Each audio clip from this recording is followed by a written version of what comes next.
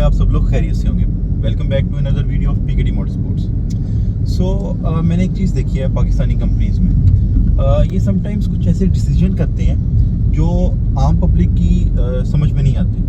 अब एग्जांपल अगर हम इसकी लें तो होंडा ने जब होंडा सिटी लॉन्च की पाकिस्तान में भी रिसेंटली, सो वो लेटेस्ट वेरिएंट नहीं था होंडा सिटी का, वो एक जनरेशन पुरानी थी जबकि इंटरनेशनली न्यू जनरेशन लॉन्च की। इसी तरह ही किया स्पोर्टेज होगी, होंडा टूसॉन होगी, होंडा इलेंट्रा होगी, पिकांटो होगी, दीगर ऐसी गाड़ियाँ जो हैं पाकिस्तान में वो पुरानी जनरेशन्स की चल रही हैं अभी तक। जैसे भी रिसेंटली होंडा ने जो HRV लॉन्च की, वो गाड़ी तो लेटेस्ट थी और उसमें कुछ फीचर्स भी दिए उन्होंने, लेकिन एक इतना मेजर फीचर क्रूज़ कंट्रोल वो उन्होंने नहीं दिया अपनी गाड़ी के अंदर। सो इस डिसीजन से फिर हमें ये फील होता है कि शायद कंपनीज जो होती हैं वो इतना सीरियस नहीं ले रही होती पब्लिक को, जहाँ बायर्स को।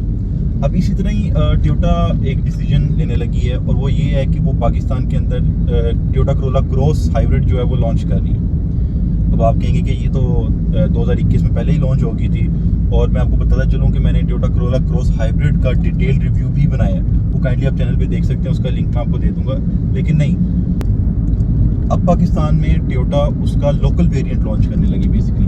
पहले वो गाड़ी इंपोर्ट होती थी और इंपोर्ट होकर पाकिस्तान आती थी, अब उसका लोकल वेरिएंट जो है वो लॉन्च होने लगा है। रिसेंटली ये न्यूज़ में आया था कि वो लॉन्च कर रही है, और फिर उसकी कुछ स्पाई फोटोज़ जो हैं वो भी आप अगर फेसबुक पे देखें या इंटरनेट पे देखें तो आपको मिल जाएंगी। तो जिसका मतलब ये है कि लॉन्च बड़ी करीब है, हो सकता है कि नेक्स्ट मंथ में। यूजुअली यही टाइम फ्रेम होता है टोयोटा और होंडा की गाड़ियों का, अगस्त सितंबर में यूजुअली जो साल का एक थर्ड क्वार्टर चल रहा होता है उसके अंदर मोस्टली कंपनी जो होती हैं वो गाड़ियाँ लॉन्च कर रही होती हैं। सो अब what can we expect from Toyota, क्योंकि अगर आप स्टैटिस्टिक्स देखें और अगर आप उनकी करंट सिचुएशन देखें तो टोयोटा करोला जो सिंपल वेरिएंट है टोयोटा करोला का, वो 2014 से पाकिस्तान में चल रहा है अभी तक। यानी 9 साल हो गए हैं पुरानी जनरेशन को पाकिस्तान में चलते हुए, जबकि मैंने 2020 में वीडियो बनाई थी कि शायद टोयोटा अब पाकिस्तान में न्यू जनरेशन जो 12th generation of Toyota Corolla वो लॉन्च कर दे।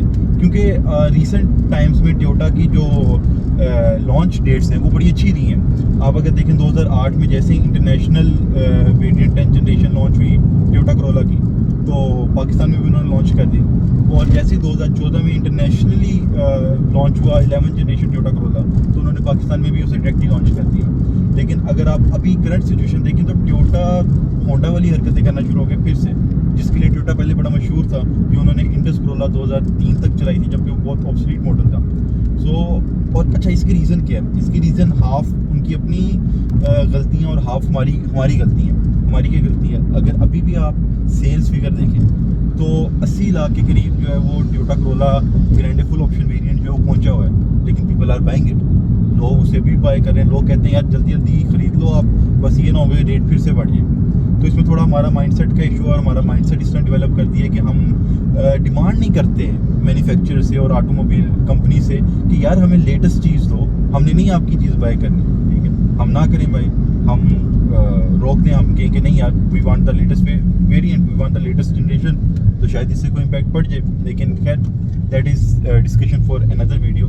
सो अब ये है कि टोयोटा ने 12th जनरेशन करोला की तो लॉन्च नहीं की, लेकिन वो पाकिस्तान में टोयोटा करोला क्रॉस जो है उसका लोकल वेरिएंट लॉन्च करने लगा। अब अगर आप प्राइसिंग देखें इंपोर्टेड वेरिएंट की, तो जो 1 करोड़ 20 लाख के करीब से शुरू होता है और तकरीबन 1 करोड़ 35 लाख तक जाता है इसका हाईएस्ट वेरिएंट। 3 वेरिएंट है इसके अंदर जो उन्होंने लॉन्च किया, तो ऑलरेडी बहुत ज़्यादा महंगी थी टोयोटा करोला जो थी हाइब्रिड, टोयोटा करोला क्रॉस जो हाइब्रिड थी। लाइक जब मैंने इसका रिव्यू किया था तब आई थिंक ये 70-80 के अराउंड बाउट ओवर करती थी, लेकिन अगर अब आप देखें तो ये अराउंड बाउट क्या कहते हैं 1 करोड़ के ऊपर है और 1.25 करोड़ पे पहुँच की हुई है। सो अगर हम देखें इसका लोकल वेरिएंट, सो मुझे फील होता है कि वो 1 करोड़ से तो नीचे होगा, मेरी जो पहली अजम्पशन है, और आई होप ये अजम्पशन दुरुस्त निकले। 1 करोड़ से नीचे इस वक्त 0 मीटर मुझे नहीं लगता कि पाकिस्तान में कोई हाइब्रिड गाड़ी मिल रही है। इनिशिएटिव अच्छा है टोयोटा का कि ये पाकिस्तान में एक हाइब्रिड गाड़ी लोकली असेंबल करने जा रहे हैं, ठीक है, जो आई थिंक कि अब तक हो जाना चाहिए था। हाइब्रिड कार्स जो हैं ये 10-15 साल से मार्केट में फ्लड हुई हैं और चल रही हैं और लोग इन्हें एंजॉय भी कर रहे हैं। और मैं इस पे ये आपको बताना चलूँ कि मैं भी अभी रिसेंटली होंडा वेजल पे टूर कर आया हूँ नारायण तक का, तो वो वीडियो भी आप देख सकते हैं। और उसके अलावा करंटली हमारे पास होंडा वेजल भी है और टोयोटा प्रियस भी है। सो मैं दोनों गाड़ियों को बड़ा अच्छे तरीके से कंपेयर भी कर रहा हूँ और उनके ड्राइव भी कर रहा हूँ देखने के लिए कि हाइब्रिड टेक्नोलॉजी किसकी बेहतर है। और इंशाल्लाह इसमें मैं रिसेंटली एक रिव्यू भी लेकर आऊँगा। सो अब अगर डिमांड देखें एज अ पब्लिक, मेरी क्या डिमांड होगी टोयोटा से? सबसे पहले तो ये डिमांड होगी कि लोकली असेंबल यूनिट है तो उसकी प्राइस कम होनी चाहिए और अच्छी कंपेटिटिव प्राइस होनी चाहिए। ये ना हो कि just to brag about it कि हमने सबसे पहली हाइब्रिड लोकली असेंबल्ड गाड़ी लॉन्च की है तो वो उसकी कीमत बहुत ज़्यादा रख दें, ऐसा नहीं होना चाहिए। और दूसरा, इसके अंदर जो इंटरनेशनल वेरिएंट था जो यहाँ पे इंपोर्ट हुआ था, उसके अंदर जो हाईएस्ट वेरिएंट था उसके अंदर उन्होंने सारे फीचर्स दिए हुए थे, क्रूज कंट्रोल, पुश स्टार्ट और ईच एंड एवरी नेसेसिटी थी। अब मैं ये चाहता हूँ कि ये होंडा की तरह चुस्त ना मारे, ठीक है। ये ना हो कि जिस तरह उन्होंने HRV में एक मेजर फीचर जो है वो ओमिट कर दिया, ये इसके अंदर भी एक मेजर फीचर ओमिट कर दें, कोई एक दो चीज़ें हैं और फिर कहेंगे जी हमने क्योंकि लोकली असेंबल किया और हमें प्राइस डाउन करनी थी। प्राइस ऐसे डाउन नहीं होती, ठीक है। ऐसे सिर्फ आपके और सेविंग होती है आपकी और बेसिकली पब्लिक को जो है आप चूना लगाते हैं, ठीक है, लिटरल टर्म्स, ठीक है। सो मेरा ये पॉइंट है कि इन्हें चाहिए कि इसके फीचर्स सारे दें पाकिस्तान में, ठीक है। और डाइवर्सिटी भी रख सकते हैं ये। लेट्स जस्ट से कि टोयोटा इस चीज़ में मशहूर है। वैसे टोयोटा क्रोला जो GLI थी, XLI थी, उसके अंदर बिल्कुल कम फीचर थे लेकिन वो प्राइस में सस्ती थी। सो ये चीज़ भी की जा सकती है जस्ट फॉर द सेक कि ज़्यादा से ज़्यादा लोगों के पास हाइब्रिड वेरिएंट पहुंचे। लेकिन अगर इसकी प्रैक्टिकल टर्म्स में देखें तो मुझे नहीं लगता ये प्राइस रेंज में काम करेगा कि यार करोड़ के करीब की प्राइस रेंज है और ये क्या कहते हैं ऐसे फीचर्स खा रहे हो गाड़ी से। अच्छा, अगर मैं आपको थोड़ा सा अपने रिव्यू जो मैंने किया था क्रोला क्रॉस हाइब्रिड का, उसके ओवरव्यू अगर मैं आपको दूँ, वीडियो आप देख सकते हैं, तो मेरा इंप्रेशन ये था कि गाड़ी दिखने में बहुत प्यारी है।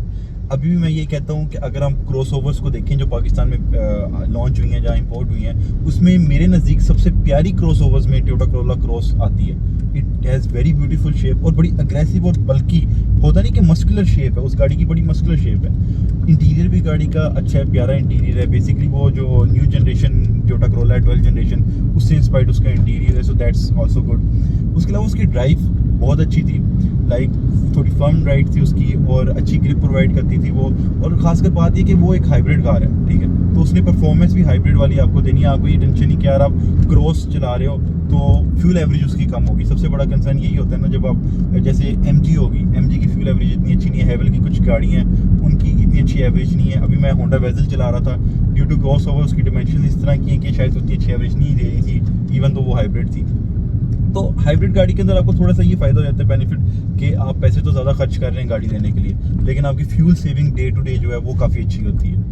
इसके अलावा अगर मैं करंट मेरा टोयोटा से भी यही सवाल होगा और आई थिंक सबका ये सवाल होना चाहिए कि आप उस सेगमेंट को टच कर रहे हो जिसे हर कोई अचीव नहीं कर सकता, ठीक है। आप करोड़ के करीब की गाड़ी लॉन्च कर रहे हो। हाँ, आई नो इस वक्त सारी गाड़ियाँ ही महंगी हैं और रेट पे मैं आजकल इतना डिस्कशन भी नहीं करता क्योंकि ये आउट ऑफ क्वेश्चन हो गया बात। आप क्या किसी को कहेंगे? मेरे नज़दीक तो फिर हर गाड़ी जो है वो लेने के काबिल नहीं है। यानी स्विफ्ट 40-45 पे है, सिटी 50-60 के करीब पहुँच गई हुई है, तो मैंने उस तरह कितना प्रेफरेंस दे सकता हूँ। लेकिन करंट सिचुएशन में अगर आप स्टिल करोड़ के करीब की गाड़ी लॉन्च कर लें तो आई डोंट थिंक वो हर कोई बंदा जो है वो ले सकता है। सो एक यही है कि इन्हें टोयोटा क्रोला भी अब लॉन्च कर देनी चाहिए 12th जनरेशन पाकिस्तान में, ताकि एक थोड़ा सा बूस्ट आए सेल्स को, कंपटीशन भी अच्छा मिले। अब ये है कि जैसे ही Toyota Corolla cross hybrid Pakistan में लॉन्च होगी तो वी विल सी कि पाकिस्तान में कौन से फीचर देते हैं लोकली असेंबल्ड गाड़ी के, कौन से फीचर खाते हैं। और ये बड़ा इंटरेस्टिंग फैक्ट होने वाला है क्योंकि उन्होंने अभी जो इंटरनेशनल वेरिएंट है इंपोर्टेड वो तो पाकिस्तान में लेकर आए हुए हैं। सो बड़ा मज़ा आएगा देख कर कि वो कोई फीचर खाते नहीं खाते, उसे जस्टिफाई किस तरह करते हैं, प्राइस क्या रखते हैं। प्राइस बड़ी मैटर करेगी, लेकिन ओवरऑल अच्छा इनिशिएटिव है। आई थिंक अब होंडा को भी इसे फॉलो करना चाहिए और पाकिस्तान में हाइब्रिड कार्स लॉन्च होनी चाहिए।